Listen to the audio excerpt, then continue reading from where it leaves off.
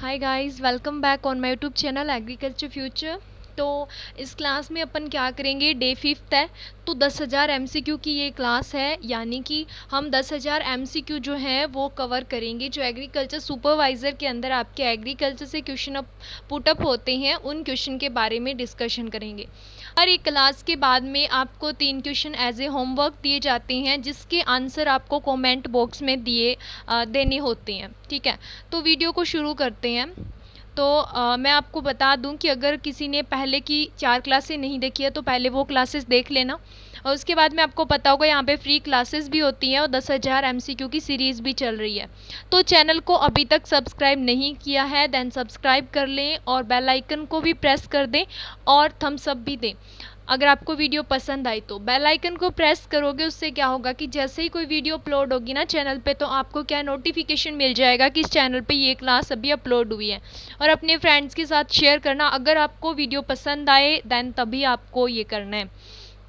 उसके बाद में कल के जो क्वेश्चन थे उनके जो आंसर दिए हैं, फर्स्ट सेकंड थर्ड की बात की तो 2 ही लोगों ने आंसर दिए हैं। फर्स्ट कौन है, मोनू सिंह है जिसने तीनों क्वेश्चन के आंसर दिए हैं, और सेकंड कौन है, देवेंद्र मौर्य। ठीक है, इन दोनों ने आंसर दिए हैं, दोनों के ही क्वेश्चन के आंसर राइट है। फर्स्ट नंबर पे कौन है, मोनू सिंह है, सेकंड पे देवेंद्र मौर्य है। ठीक है, तो वीडियो को करते हैं स्टार्ट। तो आज हम जिस टॉपिक के एमसीक्यू के बारे में डिस्कशन करेंगे ना, वो अनाज वाली फसलें यानी कि सीरियल्स क्रॉप के बारे में करेंगे। सीरियल्स क्रॉप में भी कौन सी फसल के बारे में करेंगे, राइस के बारे में, यानी कि धान जो अपनी फसल है ना उसके बारे में। उससे कौन कौन से क्वेश्चन जो है ना वो बन सकते हैं, कौन कौन से प्रश्न जो है हमसे पूछे जा सकते हैं एग्जामिनेशन में। पहला प्रश्न आपका यही बनता है कि वानस्पतिक नाम क्या है। वानस्पतिक नाम पूछते हैं कि राइस का, धान का वानस्पतिक नाम बताओ। आपको ऑप्शन दिया गया है ट्रिटिकम एस्टिवम या फिर ओराइजा सेटाइवा। तो याद रखना, ट्रिटिकम एस्टिवम तो है ना गेहूं का साइंटिफिक नाम होता है, और ओराइजा सेटाइवा किसका होता है, धान का होता है। एक ही क्वेश्चन से आपके 2 क्वेश्चन कवर अप हो गए। ठीक है, तो यानी कि अगर आपसे गेहूं का पूछेगा ना तो ट्रिटिकम एस्टिवम होगा, धान का पूछेगा तो ओराइजा सेटाइवा होगा। नेक्स्ट बात करते हैं हम कुल की, यानी कि जो धान है ना वो कौन से कुल से बिलोंग करता है, कौन से कुल से है, कौन से परिवार से है, फैमिली क्या है इसकी। तो फर्स्ट ऑप्शन है आपका पोएसी, सेकंड है ग्रेमिनी। तो एक बात याद रखना, चाहे आपको पोएसी दिया हो चाहे ग्रेमिनी, दोनों एक ही कुल के नाम है। यानी पोएसी को ग्रेमिनी बोला जाता है, ग्रेमिनी को पोएसी।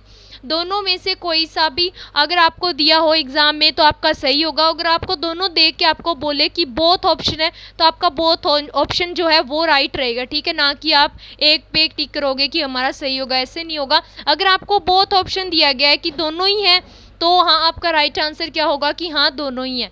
फिर बात करते हैं क्रूसीफेरी की। क्रूसीफेरी फैमिली के अंदर कौन कौन सी फसलें आती है, सरसों हो गई, तारामीरा हो गई, ये सब क्या है, क्रूसीफेरी फैमिली की फसलें हैं। ठीक है, तो इसका राइट आंसर क्या है, 1 और 2 दोनों ही है।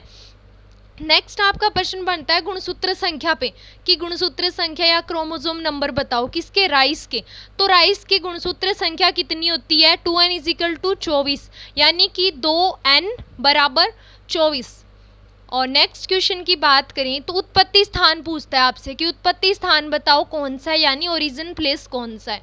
उत्पत्ति स्थान क्या होता है कि कोई भी फसल है, ठीक है, तो उसका क्या है, सबसे पहले कहीं ना कहीं पे तो ओरिजिन हुआ, यानी वो फसल है वो सबसे पहले कोई ना कोई एरिया के अंदर पहले देखी गई होगी, उसके बाद में उसको हर एक जगह पे सोन करना शुरू किया होगा। ठीक है, तो इसका राइट आंसर क्या है, उत्पत्ति स्थान किसकी, धान का पूछ रहा है। ठीक है, तो इसका राइट आंसर है आपका इंडो बर्मा और साउथ ईस्ट एशिया, दोनों ही राइट है।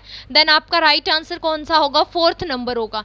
फिर है धान में कार्बोहाइड्रेट की मात्रा पाई जाती है, तो धान में कितने % कार्बोहाइड्रेट होता है, 77 से 79% रहता है आपका कार्बोहाइड्रेट धान के अंदर। और अगला प्रश्न जो है कि धान की अच्छी पैदावार व पकने के लिए उचित तापमान, यानी कि जो धान फसल है, जो चावल जो फसल है चावल की, उसकी अच्छे से पैदावार हो और जब वो पक रहा हो यानी मैच्योरिटी का टाइम हो, तो उस टाइम उसको है ना कितना तापमान चाहिए, कितना टेम्परेचर चाहिए ताकि वो अच्छे से पक सके और अपनी पैदावार कर सके। इन दोनों टाइम में उसे जो टेम्परेचर चाहिए होता है ना वो होता है 25 से 30 डिग्री सेल्सियस। उसके बाद में सीधी बुआई या फिर डायरेक्ट सोविंग के लिए उपयुक्त किस्म है।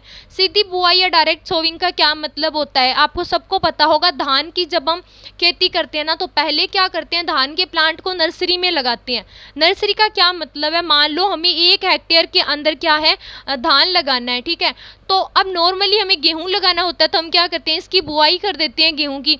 धान के अंदर ऐसा नहीं किया जाता। धान के अंदर है ना, पहले इस 1 हेक्टेयर के छोटे से टुकड़े को ले लिया जाएगा, मान लो इतना एरिया ले लेते हैं, उसके अंदर सभी प्लांट्स को बिल्कुल पास पास में डाल दिया जाएगा, बीजों को।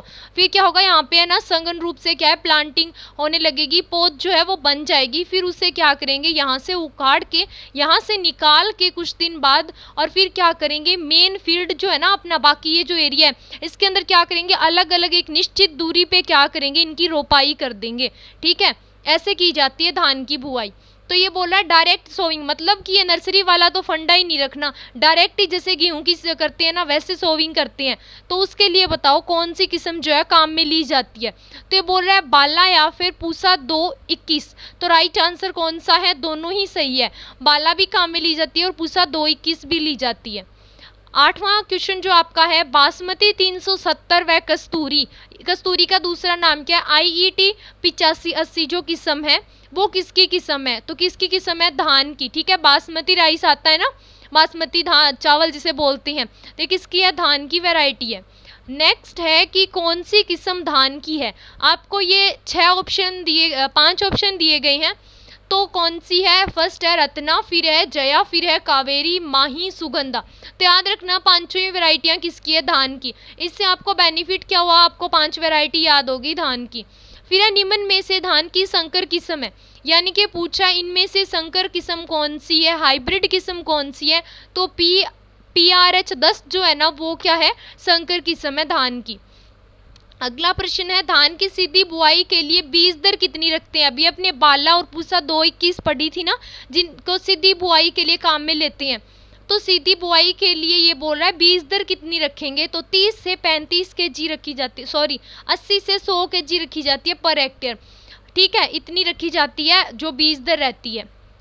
फिर उसके बाद में है रोपाई विधि से बुआई के लिए बीज दर प्रति हेक्टेयर, ठीक है। तो इसके अंदर कितनी रखी जाती है आपकी बीज दर, तो बीज दर रखी जाती है 40 से 50 kg। देखो डायरेक्ट सोविंग जब हम करते हैं सीधी बुआई, उसके अंदर इसका जस्ट डबल लगता है, 80 से 100 kg बीज लगता है, ठीक है। और अगर हम नर्सरी से करेंगे, यानी कि पहले नर्सरी के अंदर पौध लगाएंगे, फिर जब वो पौध प्लांटिंग जो है तैयार हो जाएगी ट्रांसप्लांट करने के लिए, मेन फील्ड में लगाने के लिए, फिर हम उनको क्या करेंगे, फील्ड में लगाएंगे। तो इससे क्या होता है कि जो बीज दर है ना वो भी कम रखनी पड़ती है, ठीक है। उसके बाद में नेक्स्ट ये बोल रहा है कि रो इनटू प्लांट स्पेसिंग, इस पे क्वेश्चन पूछा जा सकता है, इंपॉर्टेंट है। रो इनटू प्लांट स्पेसिंग क्या होता है कि कतार, रो को बोलते हैं हिंदी में कतार और प्लांट को बोलते हैं पौधा। तो ये बोल रहा है कि कतार और पौधे के बीच की दूरी। अब ये क्या होता है, जैसे मान लो ये जो लाइन मैं बना रही हूँ ये सब क्या है, ये प्लांट हैं, पौधे हैं, ठीक है। ये पूरी एक लाइन होगी, हम बोलेंगे ना एक लाइन के अंदर सभी पौधे लगे हुए हैं, कतार के अंदर सभी पौधे लगे हुए हैं। ये दूसरी कतार है, इसके अंदर भी क्या है, सभी प्लांट्स लगे हुए हैं, ठीक है।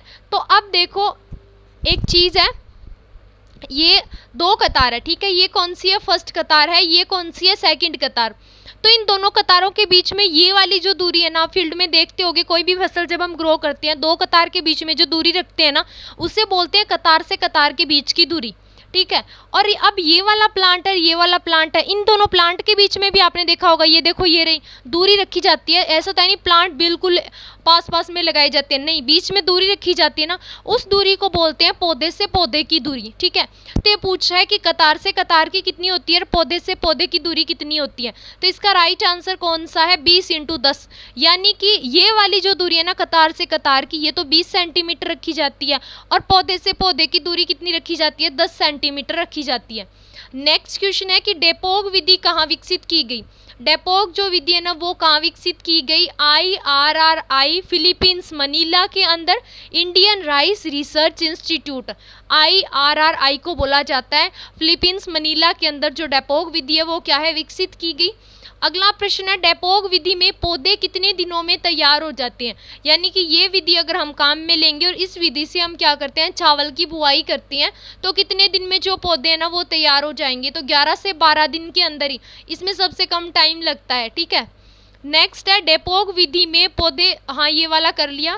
16 नंबर क्वेश्चन है कि डेपोग विधि में 1 हेक्टेयर के लिए नर्सरी तैयार करने में कितने क्षेत्र की आवश्यकता होती है। ये ऐसे बोल रहा है कि 1 हेक्टेयर जमीन है, मान लो आपके पास, आप बोल रहे हो मुझे 1 हेक्टेयर के अंदर धान की बुआई करनी है, तो इस 1 हेक्टेयर के अंदर धान के अंदर आपको अगर बुआई करनी है ना, तो आप कितना एरिया नर्सरी के लिए लोगे और उसमें प्लांट को ग्रो करोगे। ठीक है, प्लांट को ग्रो करोगे ताकि पूरे 1 हेक्टेयर के अंदर आप प्लांट्स को लगा सको। तो ये बोला है कितने एरिया की जरूरत होगी नर्सरी के लिए, तो कितने एरिया की, 25 से 30 वर्ग मीटर एरिया की आवश्यकता होगी। अगला प्रश्न है खेरा रोग किसकी कमी से होता है। ये प्रश्न बहुत बार पूछा जाता है। खेरा रोग किसकी कमी से होता है, जिंक की कमी से होता है जो खेरा रोग होता है। फिर है धान के खेत में कौन सा जैव उर्वरक काम में लेते हैं, तो धान के खेत में कौन सा जैव उर्वरक काम में लिया जाता है, आप सबको पता होगा एजोला या फिर ब्लू ग्रीन एल्गी जिसे BGA बोला जाता है, वो जैव उर्वरक काम में लिया जाता है। राइजोबियम का याद रखना कि ये है ना दलहनी फसलों की जड़ों में गांठें बनाने का काम करता है, जिससे कि क्या होता है, नाइट्रोजन होती है ना जो, उसका स्थिरीकरण करती है ये जमीन के अंदर, भूमि के अंदर, एटमॉस्फेयर से यानी वातावरण से भूमि के अंदर नाइट्रोजन का स्थिरीकरण करते हैं। अगला प्रश्न है धान की फसल को भंडारित करते समय बीज में नमी प्रतिशत, यानी कि धान की जो फसल है ना उसको हम भंडारित करेंगे, यानी कि स्टोरेज करके रखते हैं, उस समय जो बीज की नमी रखी जाती है, यानी जो बीज जो हम स्टोर करके रखेंगे ना, भंडारित करके रखेंगे, तो उस बीज के अंदर नमी कितनी होनी चाहिए, गीलापन कितना होना चाहिए, ताकि वो लंबे टाइम तक क्या है, सुरक्षित बना रहे, इल्ली वगैरह का डर ना रहे। ठीक है, तो इसके अंदर क्या है, 14% रहना चाहिए। नेक्स्ट है चावल और छिलके का परसेंटेज कितना होता है, यानी कि जब हम फसल को निकालते हैं तो उसमें चावल का कितना भाग होता है और छिलके का कितना भाग होता है, प्रतिशत पूछ रहा है, तो 2:1। ठीक है, और उसके बाद में है puddling process related to, puddling process जो है वो किससे रिलेटेड है, ये किसके द्वारा की जाती है, पडलर की हेल्प से। एक है ना यंत्र होता है पडलर, जिसकी सहायता से क्या करते हैं, जब पानी भरा रहता है ना 5 सेंटीमीटर तक, तो उसकी सहायता से क्या करते हैं, पडलिंग करते हैं। ठीक है, जिससे क्या होते हैं, ढेले वगैरह जो होते हैं ना मिट्टी के अंदर, वो क्या होते हैं, टूट जाते हैं और उसका जो एरिएशन है वो भी अच्छे से होता है। तो ये प्रोसेस जो है ना ये किससे रिलेटेड है, किससे संबंधित है, कौन सी फसल से संबंधित है, तो ये धान से संबंधित है। अगला प्रश्न है गीली क्यारी विधि में पौध कितने दिन में तैयार हो जाती है। ये भी एक विधि है धान को लगाने की, तो ये बोला है गीली क्यारी विधि में पौध कितने दिन में तैयार हो जाती है, तो 20 से 30 दिन के अंदर पौध क्या है, तैयार हो जाती है। नेक्स्ट है बीजों का अंकुरण क्षमता एवं बढ़वार बढ़ाने के लिए कौन से रसायन का उपयोग किया जाता है। बीजों की जो अंकुरण क्षमता है, यानी कि अंकुरित ज़्यादा से ज़्यादा हो बीज, और बढ़वार बढ़ाने के लिए कौन से रसायन का उपयोग किया जाता है, तो सोडियम हाइपोक्लोराइड का यूज़ किया जाता है। अगला प्रश्न है कि धान क्या है, C3 प्लांट है या फिर लघु दिवसीय प्लांट है, जिसे हम शॉर्ट डे प्लांट बोलते हैं, जिनको दिन में लाइट की आवश्यकता क्या होती है, कम होती है, या फिर स्वपरागित है यानी अपने आप से पॉलिनेट होने वाला है। और उसके बाद में है नेक्स्ट सभी, तो राइट आंसर कौन सा होगा आपका, सभी। ठीक है, सभी है, C3 प्लांट भी है, शॉर्ट डे प्लांट भी है, स्वपरागित भी है। फिर है धान के दानों का प्रकार, धान के दानों का प्रकार जो होता है, धान के दाने को क्या बोलते हैं, कैरियोप्सिस। ठीक है, इसका जो बीज होता है ना इस टाइप का होता है, और बाहर इसके क्या होती है, बीज के कवर बनी हुई रहती है, कवर में ढका हुआ रहता है, आपने देखा होगा चावल का दाना। ठीक है, ये बाहर वाली कवर होती है ना, इसको लेमा और पैलिया बोला जाता है। ठीक है, ये बीच में जो बीज होता है ना इसको बोलते हैं कैरियोप्सिस। और उसके बाद में अगला प्रश्न है धान में बोनेपन के लिए उत्तरदायी जीन है। धान जब बोना होता है, बोने जो धान के प्लांट्स होते हैं उनमें बोनेपन के लिए उत्तरदायी बोल रहा है कि कौन सा जीन है जिसकी वजह से ये होता है, तो डीजी वू जीन है। ये प्रश्न तो लगभग आता है, ये और ये वो खेरा वाला भी पूछा जाता है आपसे कि धान में जो खेरा रोग है वो किसकी कमी से होता है, तो जिंक की वजह से होता है। और धान के दानों का परीक्षण भार कितना होता है। अब परीक्षण भार क्या होता है, परीक्षण भार को इंग्लिश में बोलते हैं टेस्ट वेट। ये क्लास लगाई थी मैंने, उसमें बताया था, एक होता है टेस्ट वेट और एक होता है सीड इंडेक्स। ठीक है, टेस्ट वेट को हिंदी में क्या बोलते हैं, परीक्षण भार बोला जाता है। इसके अंदर क्या होता है, कोई भी फसल होती है ना उसके 1000 बीजों को ले लिया जाता है, 1000 बीजों को ले लिया जाता है, फिर उसका वजन देखा जाता है, वेट को काउंट किया जाता है, यानी कि वजन देखा जाता है कितना वजन है, जितना वजन होगा ना उसे हम बोल देंगे कि ये इसका टेस्ट वेट है या परीक्षण भार है। तो अब इसका कितना होता है, यानी कि अगर हम धान के 1000 बीजों को लेंगे और फिर उसका वजन देखेंगे ना तो 25 ग्राम होगा। फिर है धान की प्रोटीन को कहते हैं, धान में जो प्रोटीन पाई जाती है ना उसे किस नाम से जाना जाता है, तो ओराइजिनिन के नाम से जाना जाता है। फिर है 1 किलो धान उत्पादन के लिए कितने लीटर पानी की आवश्यकता होती है, यानी कि 1 किलो धान उत्पादित होता है ना फील्ड के अंदर, खेत के अंदर, तो उसके लिए कितने पानी की आवश्यकता होती है उस प्लांट को। ठीक है, तो ये एवरेज, ये नॉर्मली क्वेश्चन है, पूछ रहा है। तो इसका राइट आंसर कौन सा है, 500 लीटर। ठीक है, और उसके बाद में नेक्स्ट है धान के पुष्प क्रम को कहा जाता है, धान का जो पुष्प क्रम होता है उसे क्या बोलते हैं, पेनिकल बोला जाता है। ठीक है, और ये पुष्प क्रम पे क्लास होगी आपकी, धान के पुष्प क्रम वाला ये क्वेश्चन तो हो गया आपका। नेक्स्ट है पेनिकल होता क्या, ये नॉर्मली आपको बता देती हूँ। आपने देखा होगा धान का प्लांट होता है ना, उसमें इस टाइप से क्या एक फली बनती है, उस फली पे क्या होती है, इस टाइप से एक गुच्छा होता है। ठीक है, उस पे क्या है, बहुत सारे जो है दाने लगते हैं। ठीक है, और फिर से एक गुच्छा निकला होगा, उस पे बहुत सारे दाने लगते हैं, इसी टाइप से लगा होता है ना धान।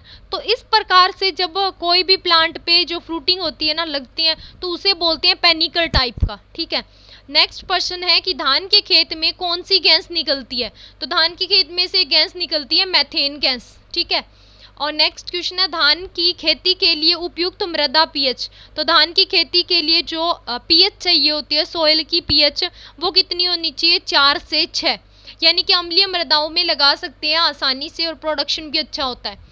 और विश्व का जादुई धान यानी कि मिरेकल राइस किसे बोला गया है, विश्व का बोल रहा है ये, विश्व का मिरेकल धान तो किसे बोलते हैं, IR8 को बोला जाता है, ये वैरायटी है। ठीक है, और भारत में धान की पहली बोनी किस्म कौन सी है, भारत में धान की जो पहली बोनी किस्म है ना वो कौन सी है, तो TN फर्स्ट है, ये TN है। TN फर्स्ट का मतलब क्या है, TN का मतलब क्या है, थाईचुंग नेटिव। ठीक है, थाईचुंग नेटिव फर्स्ट है।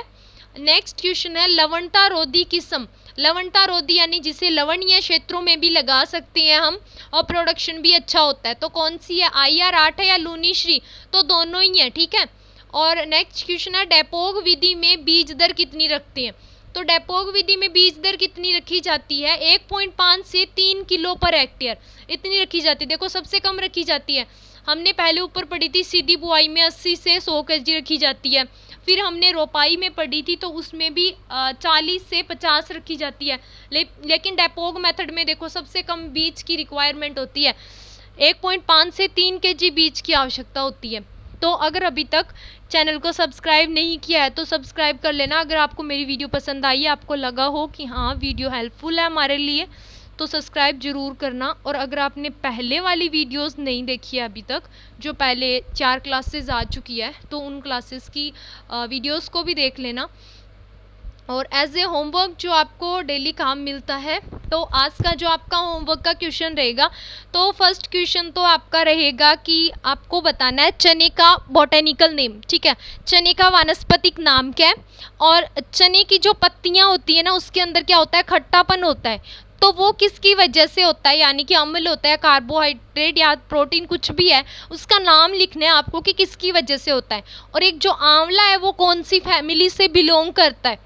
इन 3 क्वेश्चन के आंसर आपको कमेंट बॉक्स में देनी है, वही पोजीशन और वही आपकी कंडीशनें रहेंगी कि जो सबसे पहले आंसर देगा वो फर्स्ट पोजीशन पे रहेगा और जो उसके बाद में वो सेकंड पे, इसी तरह से तो सभी को आंसर देने हैं। ठीक है, तो thanks for watching my video, मिलते हैं नेक्स्ट वीडियो में। अगर आप इस सीरीज़ में इंटरेस्ट दिखाओगे ना तो सीरीज़ रेगुलर रहेगी और आपको इसमें बेनिफिट भी मिलेगा, ये मैं श्योरिटी के साथ कह सकती हूँ। तो